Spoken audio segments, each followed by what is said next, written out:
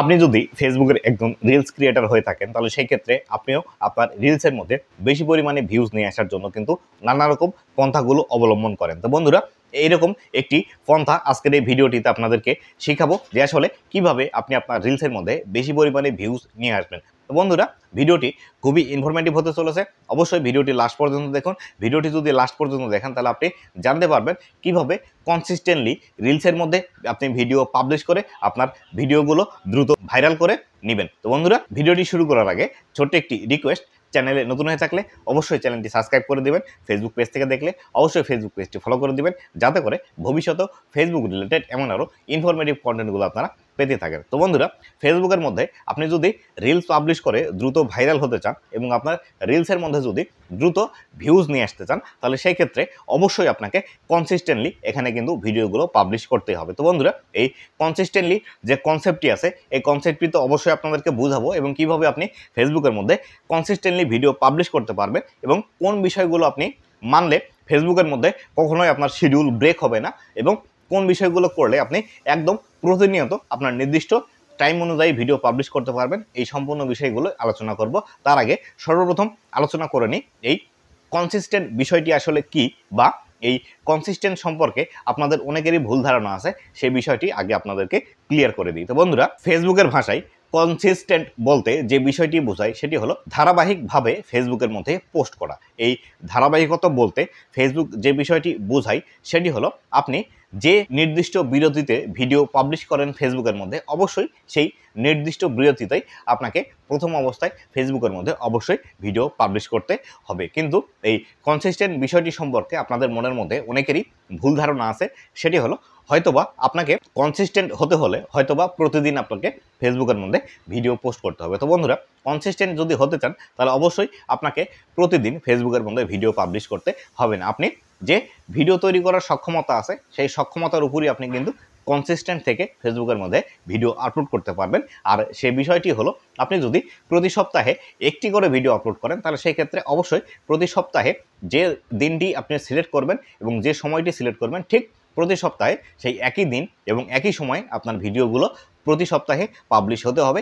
এদিকেই কিন্তু ফেসবুকের ভাষায় কনসিস্টেন্ট বলে। অথবা আপনি যদি একদিন পর পর ভিডিও আপলোড করতে চান তাহলে সেই ক্ষেত্রে আপনাকে সপ্তাহের 7 দিনের মধ্যে 3টি নির্দিষ্ট দিন সিলেক্ট করে নিতে হবে এবং 3টি নির্দিষ্ট সময় সিলেক্ট করে নিতে হবে যে আসলে আপনি সপ্তাহের কোন 3 দিন এবং কোন সময়ে আপনি ভিডিও আপলোড করবেন, এটিকেই কনসিস্টেন্ট বলা হচ্ছে। অথবা আপনি যদি প্রতিদিন ভিডিও আপলোড করেন তাহলে সেই ক্ষেত্রে প্রতিদিন কোন সময় আপনি ভিডিও আপলোড করছেন অবশ্যই সেই সময়টি মেনটেন করে আপনাকে প্রতিনিয়ত ভিডিও আপলোড করে যেতে হবে। আপনি যদি এই বিষয়গুলো করেন তবে কিন্তু আপনি ফেসবুকের মধ্যে কনসিস্টেন্ট থাকতে পারবেন।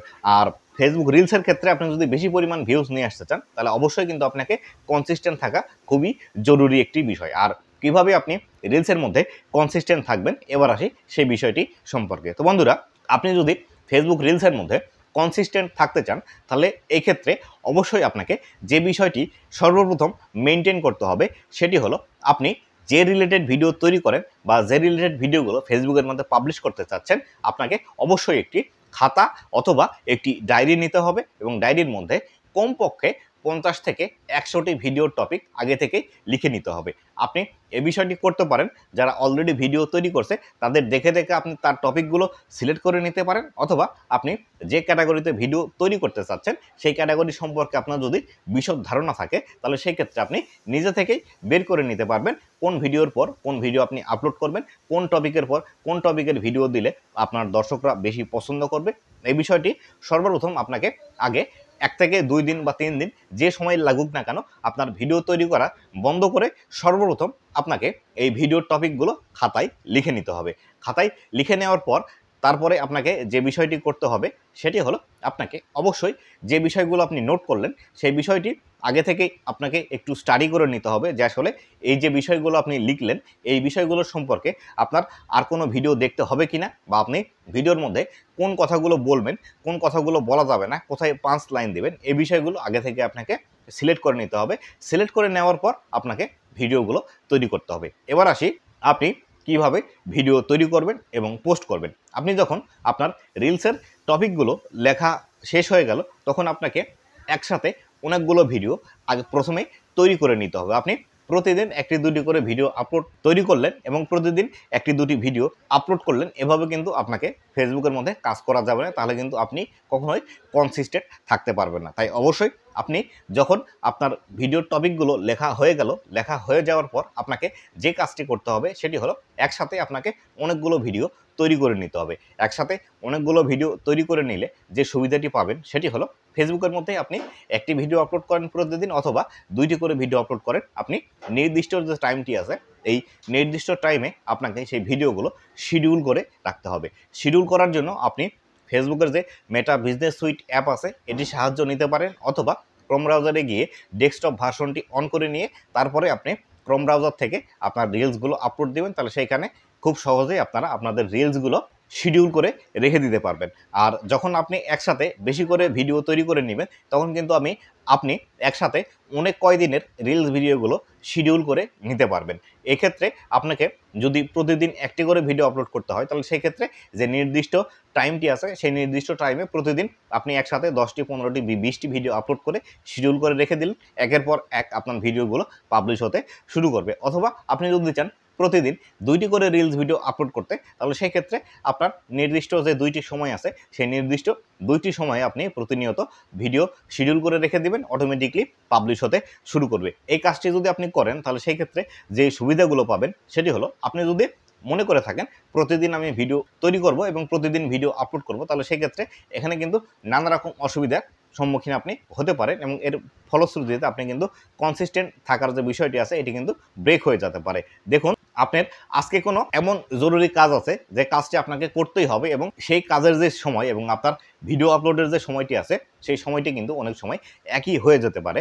তাই অবশ্যই আপনাকে শিডিউল করে ভিডিও আপলোড করলেই কেবলমাত্র আপনি কনসিস্টেন্ট থাকতে পারবেন। অথবা দেখা গেল আপনার শরীরটি হঠাৎ করে অসুস্থ হয়ে গেল এবং আপনি আপনার যে ভিডিও আপলোডের বিষয়টি আছে বা ভিডিও আপলোডের যে টাইমটি আছে সেই টাইমটি মিস্টেক করে ফেললেন, যার ফলশ্রুতিতে আপনার কনসিস্টেন্ট কিন্তু ব্রেক হয়ে যেতে পারে। এভাবে যদি আপনি প্রতিনিয়ত আগে থেকেই বেশি করে ভিডিও তৈরি করে শিডিউল করে রেখে দেন, কমপক্ষে আপনাকে 5 থেকে 6 দিন অথবা 7 দিনের ভিডিও যদি আপনি শিডিউল করে রেখে দেন তাহলে সেই ক্ষেত্রে আপনি অনেকাংশেই কিন্তু এখান থেকে বেনিফিট পাবেন। কেননা আপনার ভিডিও যদি অলরেডি 7 দিনের শিডিউল করা হয়ে থাকে তাহলে সেই ক্ষেত্রে এই 7 দিনের মধ্যে আপনার কোথাও যদি বেড়াতে যেতে ইচ্ছা করে এবং আপনার যদি কোনো অসুস্থতাও আসে অথবা আপনার যদি কোনো জরুরি কাজও থেকে থাকে তাহলে সেই ক্ষেত্রে আপনি 7 দিনের মধ্যে সেই কাজগুলো শেষ করে আবার পুনরায় নতুন করে ভিডিও কিন্তু আপনি তৈরি করে আবার শিডিউল করে রেখে দিতে পারবেন। তবে একটি বিষয় আপনি মনে রাখবেন, যখন আপনার ভিডিওগুলো শিডিউল করে রেখে দিচ্ছেন সেই ক্ষেত্রে আপনার যদি প্রতি 7 দিনের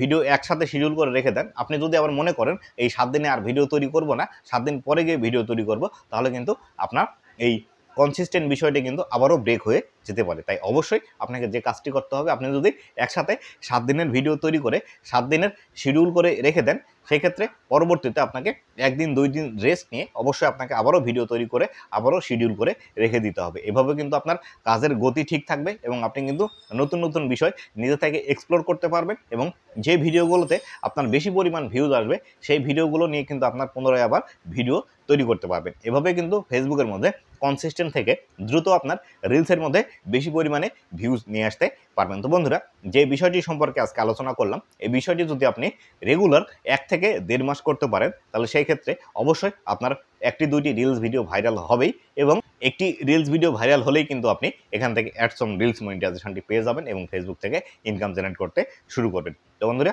এই ছিল আজকের ভিডিওটি কেমন লেগেছে অবশ্যই জানাবেন এবং ভবিষ্যতে ফেসবুক রিলেটেড এমন আরও ইনফরমেটিভ কন্টেন্টগুলো পাওয়ার জন্য অবশ্যই আমার ফেসবুক পেজ এবং ইউটিউব চ্যানেলের সাথেই থাকবেন। ধন্যবাদ সবাইকে।